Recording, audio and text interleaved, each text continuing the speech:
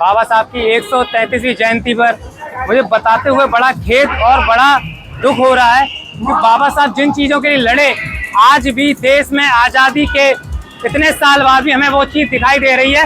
छोटे छोटे बच्चे, बैंड वाले जो भैया हैं वो लाइटिंग लेके चला रहे हैं। कैमरा वाले भैया से कहूँगा जरा भाई एक इन बच्चों को दिखाइए कि बाबा साहब इन बच्चों के लिए लड़े थे। कहा था कि शिक्षा शेरनी का वो दूध है जो पिएगा दाड़ेगा।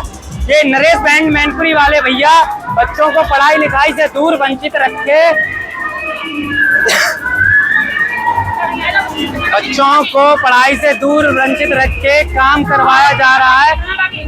इस शोभा यात्रा में, बाबा साहब की शोभा यात्रा में इनसे लाइटनिंग खिंचवाई जा रही है। बड़ा दुख हो रहा है मुझे ये कहते हुए। आज देश के आजाद होने के इतने साल बाद 75 वर्ष हो गए हैं। एक तरफ देश की आजादी का 75वां महोत्सव मना रहा है, वही दूसरी तरफ भारत के बच्चों की स्थिति आप देख सकते हैं।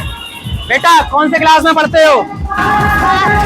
साथ। तो फिर ये रैली क्यों ऐच रहे हो, ये लाइटिंग क्यों ऐच रहे हो, क्यों ऐच रहे हो? कोई बात दिक्कत है क्या?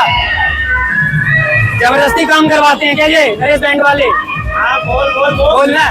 छोटे छोटे बच्चे, हाँ ये काम क्यों कर रहे हो? हाँ तुम ही आ जाओ। तुम ये काम क्यों कर रहे हो? काम क्यों कर रहे हो? कितनी उम्र है तुम्हारी?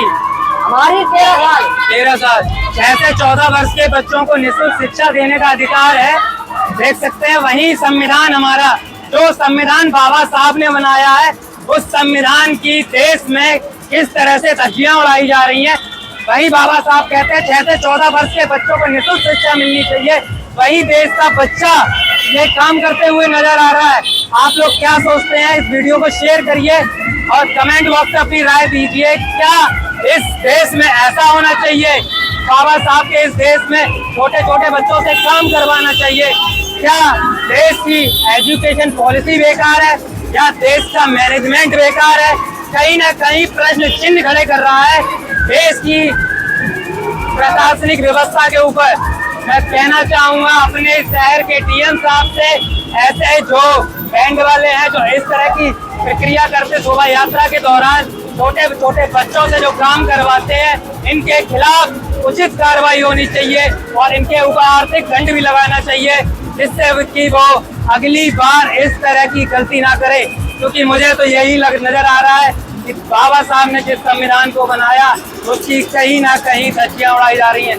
जो बाबा साहब शिक्षा को लेकर इतना पॉजिटिव थे, जो स्वास्थ्य को लेकर इतना पॉजिटिव थे, वही देश का बच्चा एक लेबर की भांति काम कर रहा है। तो आप लोगों से अनुरोध है, कमेंट बॉक्स में जरूर बताएं।